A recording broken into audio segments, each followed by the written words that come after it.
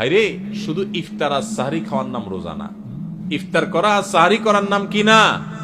রোজা না। এটাতে রোজার স্ট্রাকচার দাঁড়ায়, কিন্তু রোজা ফাইনাল হয়, কমপ্লিট হয়, পূর্ণাঙ্গতা পায় যদি রোজা রেখে আপনি মুত্তাকি হইতে পারেন, যদি রোজা রেখে আপনি হারাম কাজ ছাড়তে পারেন, যদি রোজা রেখে আপনি খারাপ কাজ ছাড়তে পারেন। নবী করিম সাল্লাল্লাহু আলাইহি ওয়াসাল্লামের সেই হাদিসের দিকে তাকান, তিনি কি বলেছেন?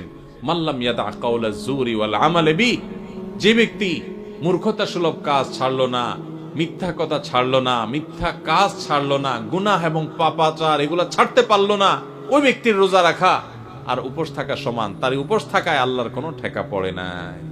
অতএব এই বছরের রমজানে আমরা আসেন আগে থেকে পরিকল্পনা করি, ভাইরা আমার, আল্লাহকে সাক্ষী রেখে আল্লাহর সাথে কথা দেই, আল্লাহ এত বছর রোজা রাখছি, তোমার রোজার মর্ম বুঝি নাই, এই বছর আমি রোজার মর্মটা একটু বুঝে রোজাটা সঠিকভাবে রাখবো।